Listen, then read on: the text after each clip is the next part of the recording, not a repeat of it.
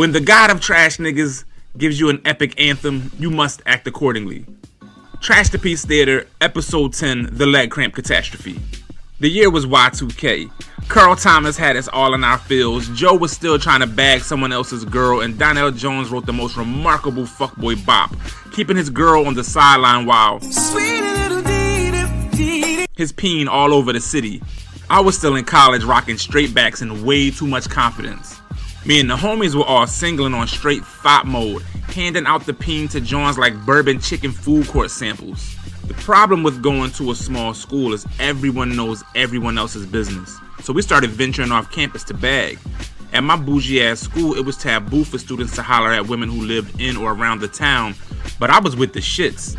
Fine was fine regardless of address. My homies started calling me Townie Tim.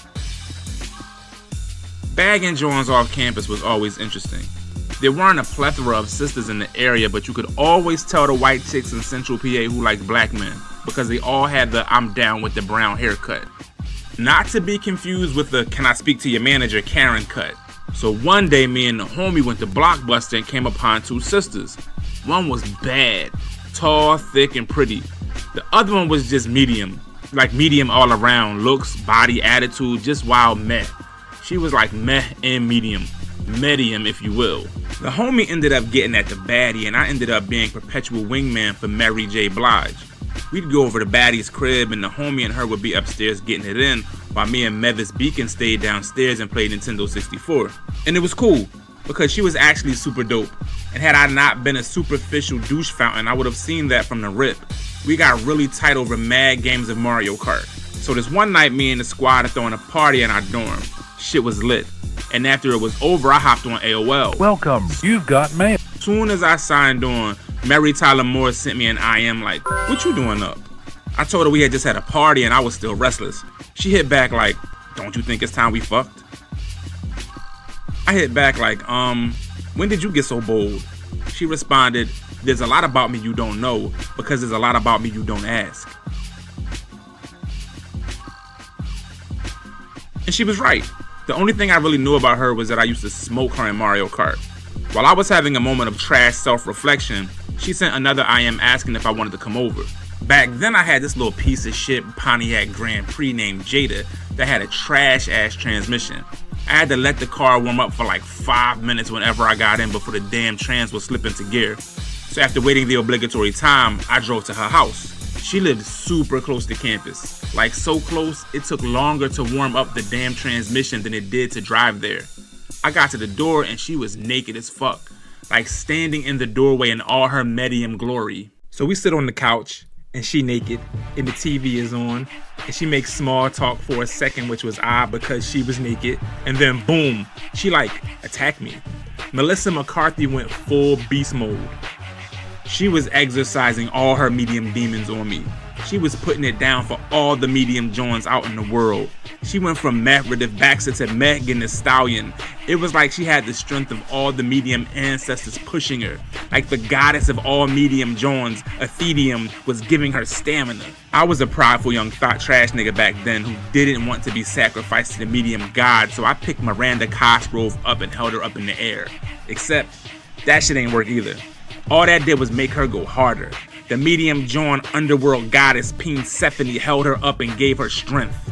So now we're loud and we're switching positions. Both of us are being boosted by our respected gods. We're both the pride of our tribes. She's trying to slay the big fuckboy dragon for all the mediums, and I'm going all in for the Donell disciples. And then I turn the tide. Then I gain control. And then I got a leg cramp. So I'm like, damn. I'm gonna have to hydrate and eat a banana before I come over here next time. I started flexing my leg while keeping stride and the cramp went away. And then it came back. But I wasn't gonna tap out over no damn leg cramp. I kept my eyes locked on her, and in my mind I started trying to diagnose the cramp. It didn't feel like the typical Charlie horse. It was a type of cramp I had never had before. It wasn't painful at all, just really awkward. My goofy ass thought it may have been the medium gods trying to cheat for her. But I kept going, trying not to ruin the rhythm. So now I'm like, fuck this. Nigga, you got long arms. Try to massage the cramp out while not breaking rhythm. She ain't gonna know. I reached down to my leg where the cramp was and felt a tiny little hand. I immediately stopped. Looked down to see a little kid no older than 4 grabbing my leg with tears streaming down his face. "What you doing to my mama?" I panic. Messy Gray panics. The kid panics. We some panicking ass niggas. She grabs him and runs down the hall. I put my clothes on and run out the door. We some running ass niggas. I get in the car, stuck for a few seconds, mortified, knowing that the mystery Cramp was actually a child tugging my leg. I start the car, and by the grace of Donell, the transmission immediately shifted. Apparently Jada knew what happened and wanted no parts of that cringy shit either. The trash gods shined down upon me, and I caught every light going back down High Street headed back to campus. And that was it. She unfriended me on AOL and we never played Mario Kart together again. Neither of us could face each other after that. Fast forward like 10 years. I'm at the dopest yearly festival in Philly, Odunde. I'm walking through the crowd and I see tall, thick, pretty baddie from Carlisle. I walk up on her and she, without looking at me, said, "No nigga, I don't want to talk to you." So I laughed and jokingly said, "Well, take your ass back to Carlisle." She looked up to see it was me, smiled and gave me a big hug. We chopped it up for a minute, then she brought up the incident. I must have given her an awkward look because she busted out laughing. Just as I was about to ask her how Melissa Joan Hart was, I saw her. We locked eyes. It was hella weird. An entire decade later and we were still embarrassed. She walked one way, I said bye to the tall baddie and walked in the other direction. I haven't seen either of them since. I do know 2 things from that experience though. 1, my young arrogant ass never slept on the mediums again. I got humbled that night and I deserved it. I love me a good medium now. 2, somewhere out there right now, there's a young man in his early 20s who wants to duff me on sight. And I'm ready, little nigga, pull up. I'm lying. My bad, little homie. Please forgive me. Thank you so much for watching Trash the Piece Theater. Please like, comment, follow, and subscribe. Also, please consider donating to our Patreon to help the channel grow. Patreon patrons receive additional bonus episodes, so there's that too. This is all possible because of your support. Thank you.